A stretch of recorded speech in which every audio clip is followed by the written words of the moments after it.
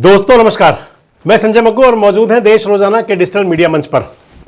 राजनीति हो, समाज का क्षेत्र हो या फिर कोई और कार्य क्षेत्र, कोई व्यवसाय क्षेत्र भी हो, कई बार व्यक्ति जो चाहता है उसको वो नहीं मिलता और उससे फिर कई बार वो कभी कभी कुंठा में भी रहा करता है। हालांकि माना यह भी जाता है कि जिस व्यक्ति को जिसकी चाहत हो और शिद्दत से चाहा जाए तो कई बार वो चीज मिल भी जाती है, लेकिन जरूरी नहीं है कि सबको सब कुछ मिल जाए। अब हरियाणा के अंदर एक बड़े सीनियर विधायक हैं, मंत्री बनना चाहते हैं, तीसरी बार विधायक बने हैं। अभी हाल ही में, इससे पहले 2 बार विधायक बन चुके हैं और तीसरी बार विधायक अब बने। तीनों बार से इच्छा थी उनकी कि बड़ी मंत्री बन जाए, किसी तरह से मंत्री बन नहीं पाए, लेकिन अब की बार चेयरमैन बन गए हैं। चेयरमैन भी सरकार के नहीं, चेयरमैन बने हैं विधानसभा के। मैं आपसे जिक्र कर रहा हूं रामकुमार गौतम का। दादा रामकुमार गौतम के नाम से, दादा के नाम से जो मशहूर हैं, फेमस हैं, आजकल सफीदों के एमएलए हैं। इससे पहले 2 बार विधायक रहे, अब की बार विधायक भारतीय जनता पार्टी से हैं। पहली बार जब विधायक बने तब भी भारतीय जनता पार्टी से ही बने थे और बीच में एक बार विधायक बने जननायक जनता पार्टी से, चौधरी देवीलाल के पोते की पार्टी से।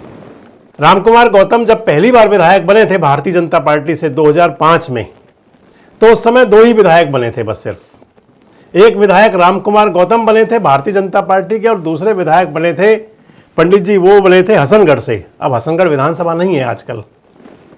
तो रामकुमार गौतम ने जब विधायक बने वो भारतीय जनता पार्टी के सिंबल पर, लेकिन उन्होंने विधायक बनते ही जो अपना समर्थन दे दिया, बाद में वो समर्थन दे दिया। भूपेंद्र सिंह हुड्डा उस समय मुख्यमंत्री बने थे कांग्रेस पार्टी के, अपना समर्थन भूपेंद्र सिंह हुड्डा को दे दिया। खूब काम भी हुए होंगे जरूर जब समर्थन दिया, हालांकि समर्थन की जरूरत कांग्रेस को थी नहीं। और दादा रामकुमार गौतम ने भी कोई खुला पत्र नहीं सौंपा था समर्थन का। बस ये जरूर है कि वो सरकार का साथ दे रहे थे, सरकार के साथ थे। भूपेंद्र सिंह हुड्डा की सरकार थी, क्योंकि उस समय वैसे भी कांग्रेस के पास जो एमएलए थे वो 65 से ज्यादा थे, इसलिए उनको जरूरत भी नहीं थी किसी और एमएलए की। दादा रामकुमार गौतम ने जो समर्थन दिया उसका उनको कितना पारितोषिक मिला नहीं मिला, लेकिन सरकार की मेन स्ट्रीम में नहीं आ पाए थे उस समय। 2005 से 9 तक विधायक रहे, क्योंकि 2009 में चुनाव करवा दिया था हुड्डा साहब ने, समय से थोड़ा सा पहले। और 2009 में जब चुनाव हुआ तो उसके बाद में नंबर नहीं लगा दादा का, फिर नंबर लगा 2019 में, और 2019 में विधायक बने वो जननायक जनता पार्टी से। जननायक जनता पार्टी से विधायक बनने के बाद में सगे जननायक जनता पार्टी के भी नहीं रहे। मंत्री बनना चाहते थे वहां पर भी, मंत्री बने नहीं, भौंडी हो गई उनके साथ तब भी। और जब मंत्री नहीं बने तो फिर दुष्यंत चौटाला को खूब उन्होंने पानी पी पी कर कोसा, अपनी जननायक जनता पार्टी को। अब तीसरी बार विधायक बने 2024 में, अब की बार हल्का बदल गया, लेकिन कमल का फूल दोबारा आ गया। 2005 में जो कमल का फूल था अब की बार फिर रहा, और सफीदो विधानसभा से पहली बार किसी ब्राह्मण नेता के रूप में वो विधायक बनकर आ गए, चुन लिए गए विधायक। विधानसभा के अंदर जब बोले पिछले दिनों, तो साहब क्या बोले, आप ये समझो कि वो कब किसको कटघरे में खड़ा कर दें, और जिस पार्टी में वो होते हैं उस पार्टी से उनका कम प्यार रहता है, दूसरी पार्टी से उनका प्यार ज्यादा बढ़ता है हमेशा। ये उनके रिकॉर्ड में रहा है। अब की बार भी बड़ी इच्छा थी कि मंत्री बन जाएं, नाम उनका डिप्टी स्पीकर के लिए भी चला, लेकिन पता है दादा कब क्या कह दें, इसलिए शायद भारतीय जनता पार्टी के जो नीति निर्धारक होंगे, जो भारतीय जनता पार्टी के कर्णधार हैं, उन्होंने दादा गौतम को नहीं बनाया। लेकिन हरविंदर कल्याण जी ने जरूर सुध ले ली। हरविंदर कल्याण ने कल, जो विधानसभा के स्पीकर हैं, हरियाणा विधानसभा के अध्यक्ष, उन्होंने कल हरियाणा के लिए, जो हरियाणा विधानसभा की कमेटियां हुआ करती हैं दोस्तों विधानसभा के अंदर, standing committee, privilege committee, purchase committee, इस प्रकार की कई कमेटियां होती हैं। तो एक कमेटी का चेयरमैन बना दिया है दादा गौतम को। पब्लिक अंडरटेकिंग कमेटी के चेयरमैन होंगे दादा रामकुमार गौतम। मतलब मंत्री नहीं बन पाए तो सरकार ने भी नहीं बनाया, विधानसभा के स्पीकर ने उनको बना दिया है चेयरमैन। अब चेयरमैन बनकर कितने संतुष्ट होंगे देखना तो होगा, चेयरमैन ही बनने से कितने उनको खुशी मिलेगी।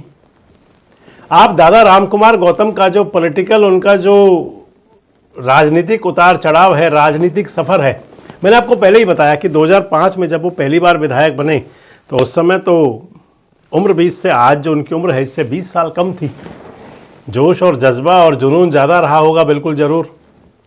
भारतीय जनता पार्टी से विधायक बने और कांग्रेस को समर्थन दिया, यानी कि जहाँ से चुन के गए उनके साथ प्यार चला नहीं, रिश्ता निभा नहीं, रिश्ता टूट करके, और औपचारिक रूप से तो नहीं टूटा क्योंकि दल बदल का जो नियम है उसके तहत दिक्कत बन जाती है।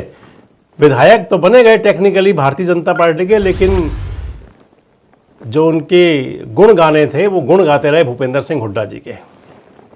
आज तक भी कहते हैं हुड्डा भला आदमी है, स्वतंत्रता सेनानी परिवार से है, सब कुछ कहते हैं आजकल भी। दूसरा चुनाव जब वो जीते, जब दूसरी बार विधायक बने 2019 में, तो 2019 में उनको टिकट दिया दुष्यंत चौटाला और डॉक्टर अजय सिंह चौटाला, उनकी पार्टी जननायक जनता पार्टी। जननायक जनता पार्टी से नारनौंद से विधायक बन गए। फिर दूसरी बार विधायक के रूप में उनका जो नंबर लगा वो आया 15 साल बाद में, यानी कि एक बड़ा राजनीतिक वनवास, और उसके बाद फिर से मेन स्ट्रीम में आ गए। बड़ी उम्मीद थी कि मंत्री बन जाएंगे, अब मंत्री बने नहीं। दुष्यंत चौटाला को खूब होंडा बोलते थे कि भाई सारे सौदे अपने पास रख लिए और ये और वो, और कभी उनका मनोहर प्रेम जागता था तो कभी उनका प्यार जागता था हुड्डा साहब के लिए। अब आजकल देखें, अब 2024 में तीसरी बार विधायक बने। विधायक बनकर के जब सफ़ीदों से विधायक बन के विधानसभा में पहुँचे तो उनका फिर से प्यार जागना शुरू हो गया हुड्डा साहब के लिए, विधानसभा के अंदर भी और विधानसभा के बाहर भी। हालांकि मीठी मीठी उनकी बात होती हैं। कई बार एक दिन हुड्डा साहब को कह रहे थे विधानसभा में, भाई मैं तो तेरे लिए बहुत अच्छी बातें करता हूँ, कभी कभी थोड़ी बहुत माड़ी मोटी चल भी जाती है। लेकिन सबसे महत्वपूर्ण बात दोस्तों ये है कि रामकुमार गौतम क्या अब भारतीय जनता पार्टी में संतुष्ट रहेंगे? सरकार में तो उन्हें कुछ नहीं मिला, क्या विधानसभा की जो कमेटी बनी है, स्टैंडिंग कमेटी, उसके पब्लिक अंडरटेकिंग कमेटी, उसके चेयरमैन बन के क्या वो राजनीतिक या जो सियासी सुख चाहिए था उसको पूरा कर लेंगे? क्योंकि पिछले दिनों कह भी रहे थे कि चुनाव अंतिम था और उम्र का जो दौर है उनका वो भी काफ़ी अब उम्र दराज भी हो चुके हैं। लगता है अगले चुनाव उनके कैसे होंगे कैसे नहीं होंगे, कहीं उनके दिल के जो अरमान जो दिल के अंदर मचलते होंगे कि क्योंकि सत्ता के अंदर होता है मंत्री और चेयरमैन बनना, अब सरकार के नहीं तो विधानसभा के सही। गाड़ी पर नेम प्लेट नपत्ती तो लग सकती है, chairman public undertaking committee Haryana Vidhansabha, तो दादा रामकुमार गौतम कितने खुश रहेंगे। सबसे महत्वपूर्ण बात यह है कि हरविंदर कल्याण जी ने जो उनको बनाया है हरियाणा विधानसभा की पब्लिक अंडरटेकिंग कमेटी का चेयरमैन, उससे उनके जो राजनीतिक कौशल की बात है या राजनीतिक उनका जो हुनर है वो विधानसभा में कितना निखर करके आएगा। सबसे महत्वपूर्ण बात तो ये, कौशल तो उनका पुराना है, पुराने खांटी नेता हैं। और दूसरी बात ये कि जो उनकी राजनीतिक इच्छा थी, महत्वाकांक्षा थी, वो इस चेयरमैन बनने से, स्टैंड पब्लिक अंडरटेकिंग कमेटी का चेयरमैन हरियाणा विधानसभा, हरियाणा सरकार, ये बनने से कितनी ज़्यादा उनकी जो राजनीतिक महत्वाकांक्षा थी वो संतुष्ट होगी।